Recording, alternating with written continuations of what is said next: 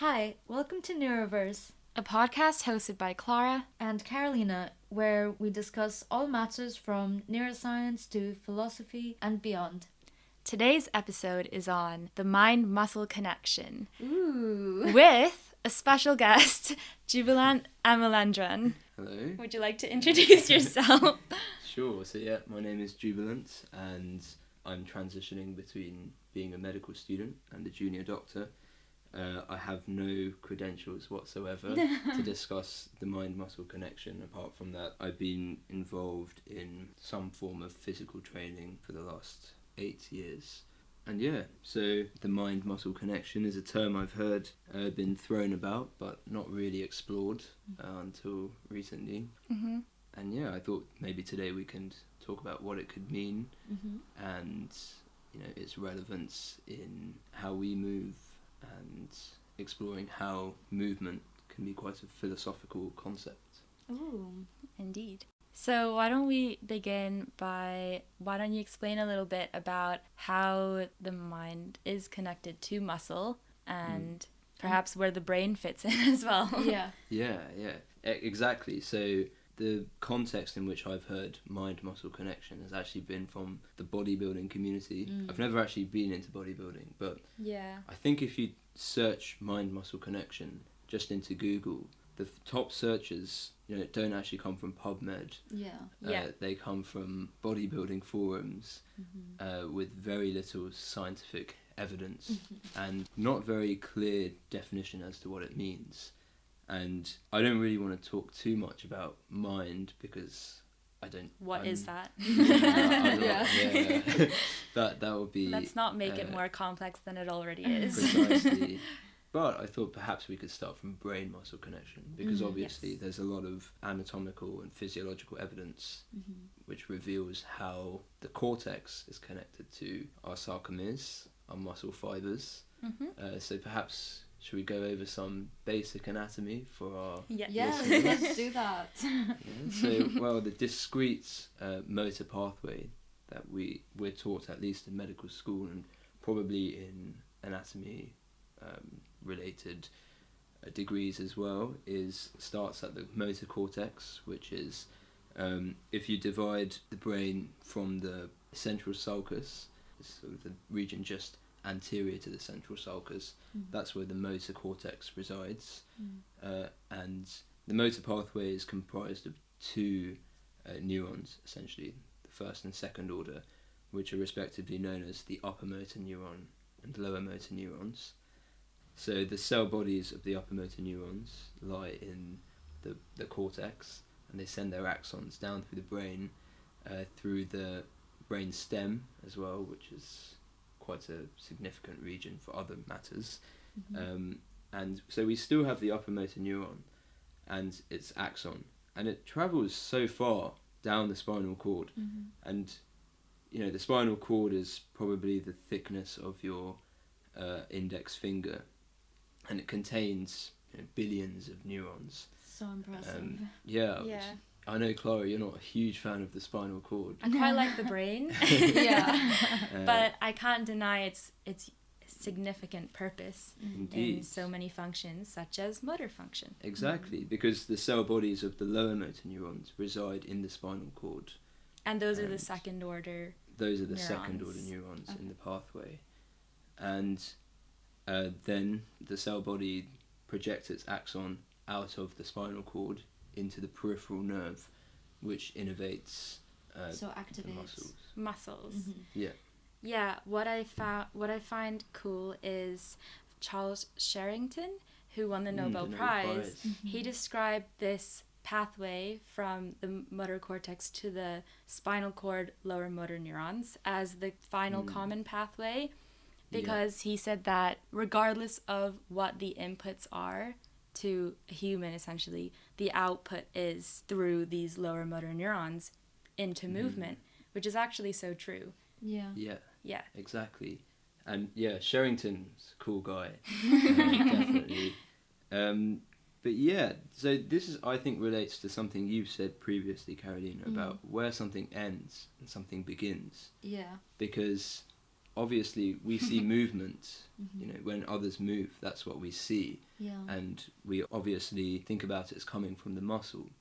But as you've just alluded to, it really comes from the lower motor neuron, because for a muscle to contract, it needs to receive a signal from a lower motor neuron. Skeletal muscle cannot spontaneously contract of its own accord. So does movement actually come from the muscle, or does it come from beyond or before the muscle? Yeah. Related to this is, I believe there's actually two types of neurons in the spinal cord that control movement. One is the lower motor neurons, and the other are called central pattern generators. And these are responsible for rhythmic movements, as in walking or, you know, repetitive movements that we do subconsciously and that are more reflexive. Okay. Yeah. Whereas upper motor neurons that control the lower motor neurons, this is the sort of movement that has more conscious control involved. So if we're deliberately wanting to reach over to grab a cup or a pencil, that would involve the lower motor neurons. Yeah. So are central pattern generators present in the spinal cord? Yes. Okay. But yeah, I think it's important to say that what I've just described is one pathway, and it's known as the corticospinal tract in the spinal cord, but there are 3 other spinal tracts which come from different places as well. You know, just for the sake of completeness, there's the rubrospinal tract, which comes from the red nucleus, descends down to the mid-level of the spinal cord, the tectospinal tract, the vestibulospinal tract, and they come from the cerebellum and the vestibular apparatus, respectively.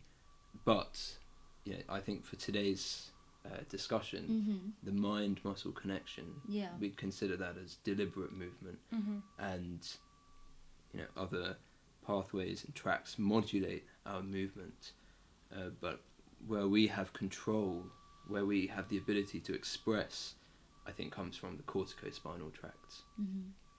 So similar to your experience researching this topic, I also, the first page of Google was full of bodybuilder type of websites, and I wanted to go on PubMed to see if there's any, you know, like empirical data to back up all of their claims. And there is this one paper by Calatayud. That's it. Yeah. In 2015, where they talk about how by focusing on the muscles while working out, and they use the example of bench press, focusing on the pecs and the triceps, caused a larger electromyography amplitude. So essentially, so more nerve to muscle activity. Yeah. So I'm not a bodybuilder, but from what I understood is, like Clara said, more muscle activity, potentially even more muscle growth, and very positive connotations towards focusing on the muscles that you're working out. And then, interestingly enough, I came across another paper titled "The Mind-Muscle Connection in Resistance Training, Friend or Foe." It was by Israel Halperin and Andrew Vygotsky. And it was so interesting how they pointed out the inconsistencies of the Calatayud paper.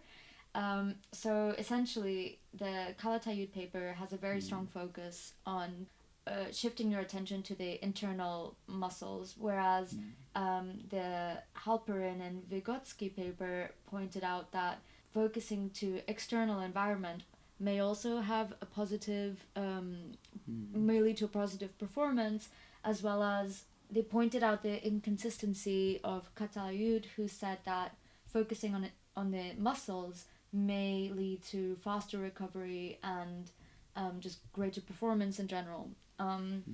They countered this by saying that that's not always the case, and that it may actually have negative effects. And a very clear example of this is when looking at things that require balance, for example. When trying to maintain balance, it's good to focus on the external environment, you know. Point. Exactly. Oh wow, this is so interesting because it has to do with your perception of space. While you're balancing, you want to be aware of your relation to space.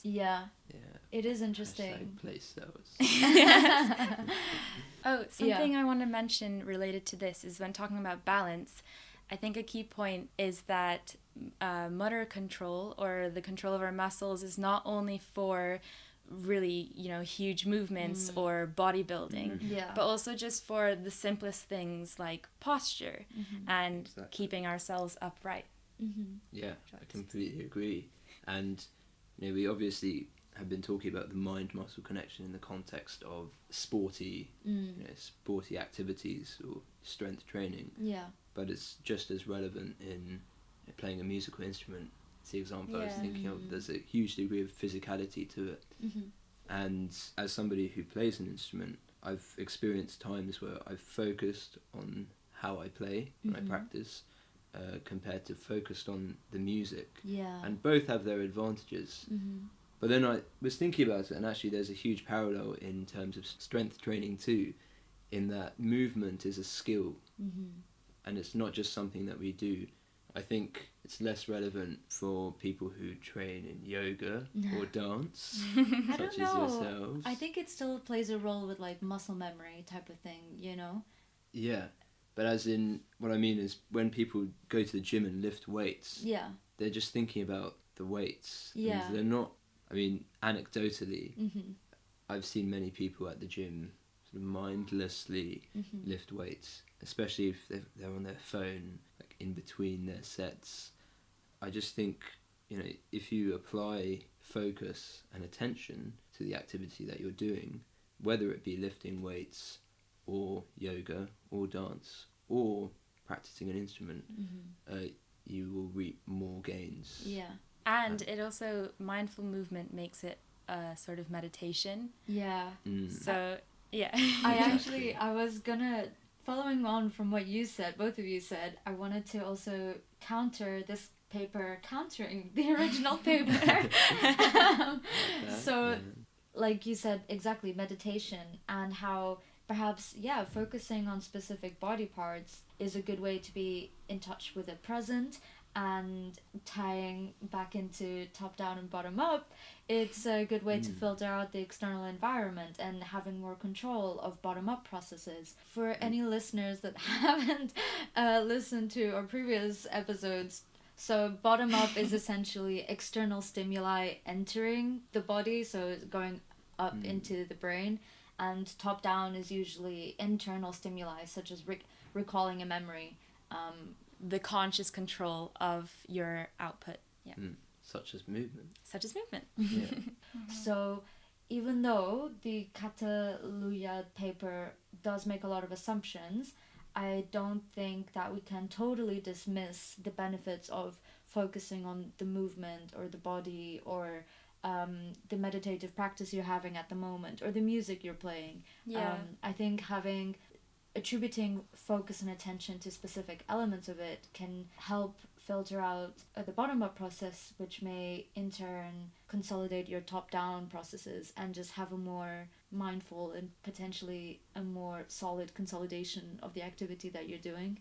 Yeah, it is in a way harmonizing the bottom-up inputs that you're receiving, such as in the case of dance, if you're also dancing with the music, or playing an instrument, producing the music, but also taking it in through your ears, and then the top-down processes of controlling the movements that produce it, and it's uniting the two.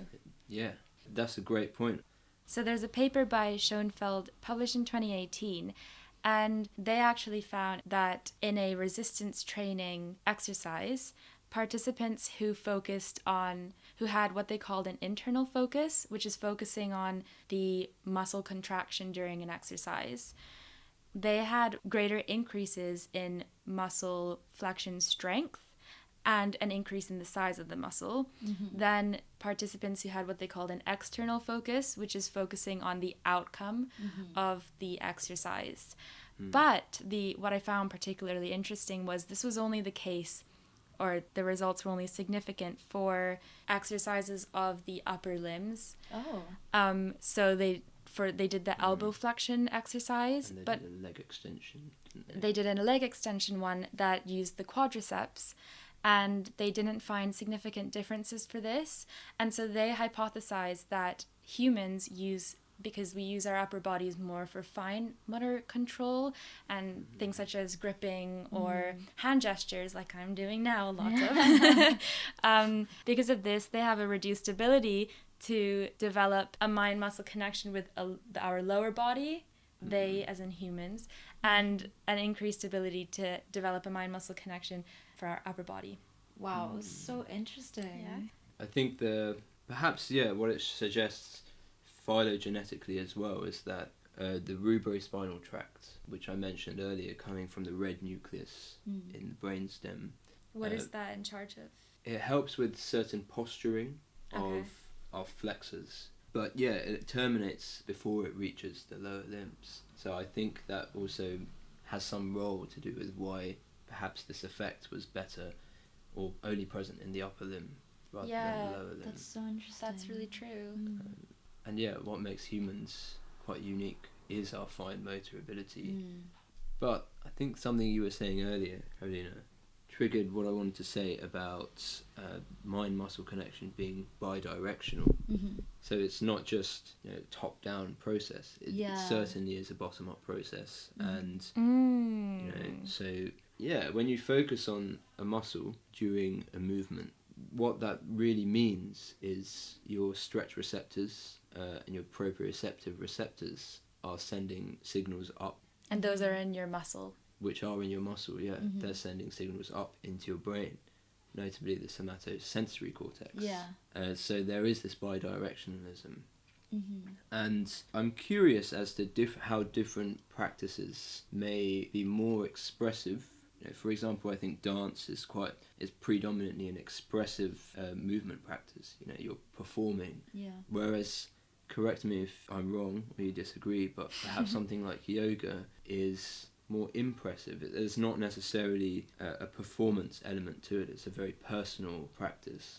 Yeah, definitely agree. Yeah. Okay, It's good. quite internal, right? And about connecting to yourself.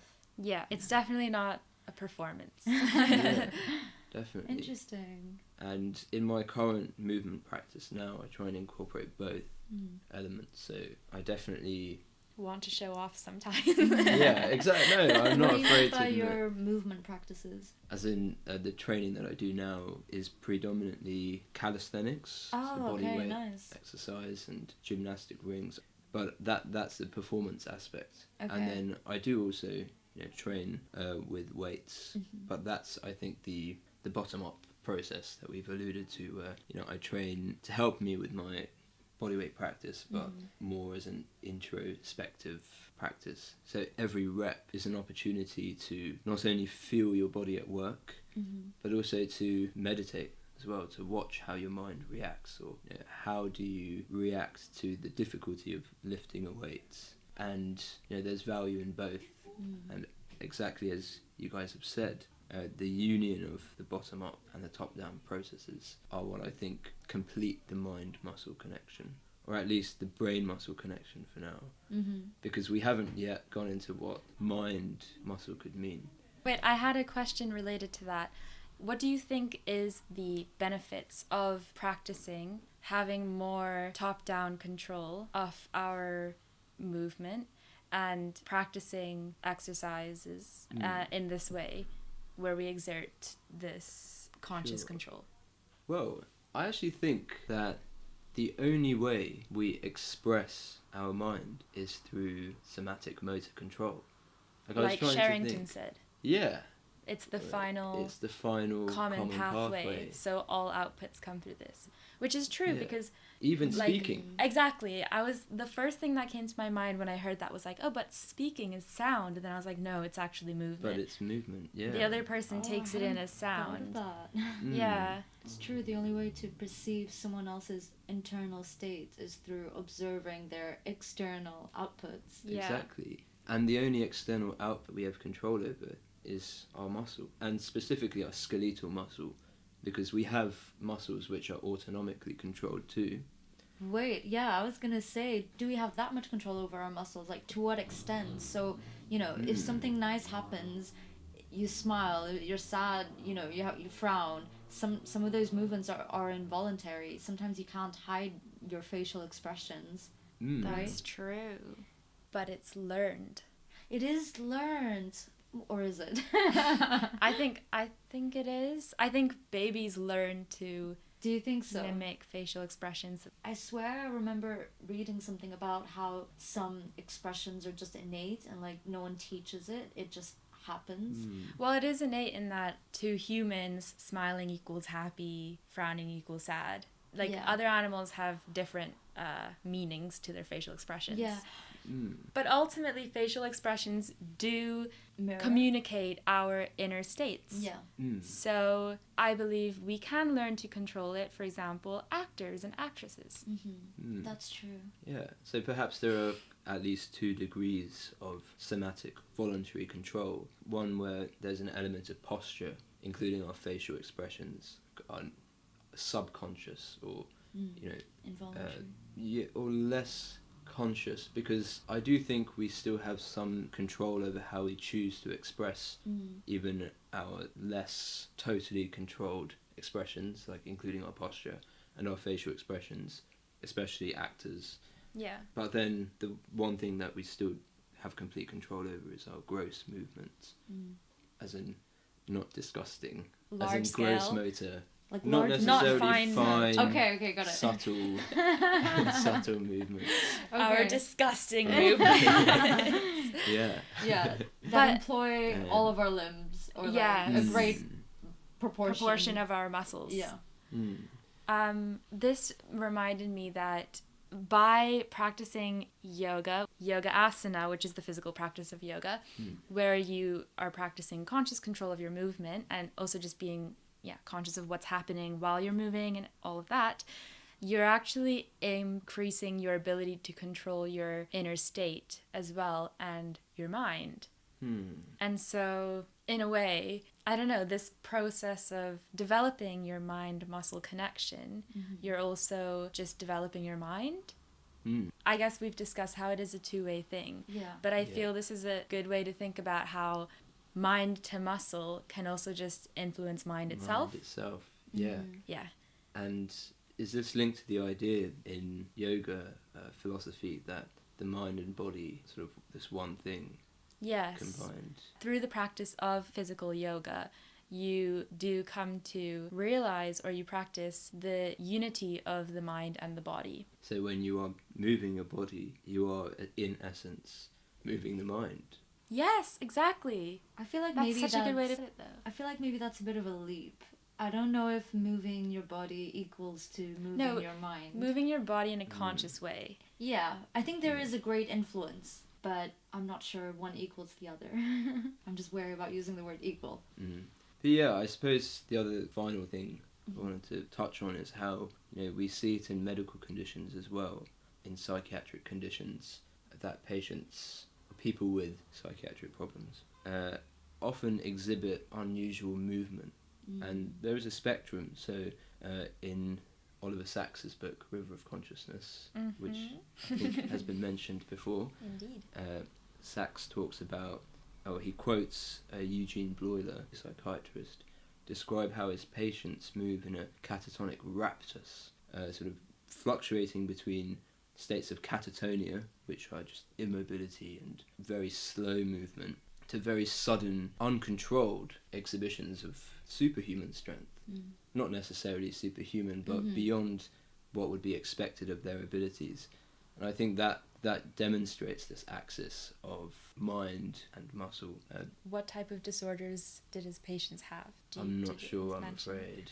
But I myself have noticed on placement on psychiatric wards, patients with depression, their gait is often unusual. So the way they walk is often quite slow.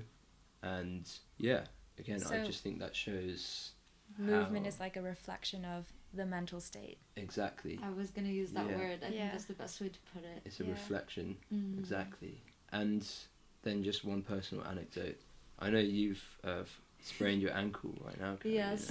Carolina is currently sitting with a huge pack of ice. I know. on her butt. But when I sprained my ankle 4 years ago, I genuinely became so upset from the immobility. Oh, yeah. The inability just to move the same way that I would have normally done. And I think this is quite common. I've seen it amongst other friends too. Maybe it should be something we could do a study about the psychological effects of immobility. But how can you dissociate the effect of pain and the effect of immobility? Because after a while the pain goes away. Oh, okay. Oh my god. Okay, so the fact that immobility can lead to feeling more down because you can't do your usual movements and that kind of thing.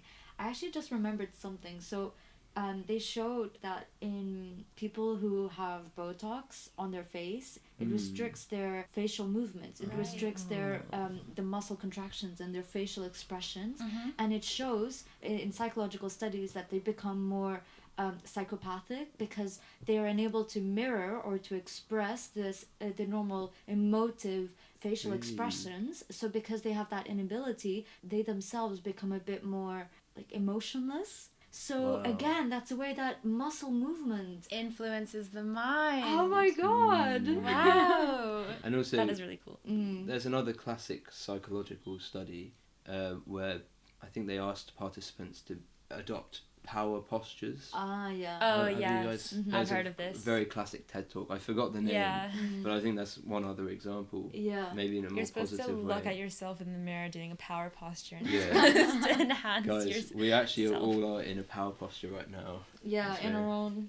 Talking. Especially me with my ice pack. I think that's the most powerful one of all. Really empowering. Yeah. I suppose to summarise then, mind-muscle connection is complex and hard to define. I think we have approached it from the perspective that maybe it's a reflection or it affects, the muscles affect the mind or the brain. Yeah. On that note, we'll end today's episode. We hope that you enjoyed this episode with our very first guest speaker. Be sure to check out our website if you're interested in looking at any of the papers that we mentioned. And thank you for joining us, Juby. Thank you, Clara, Carolina.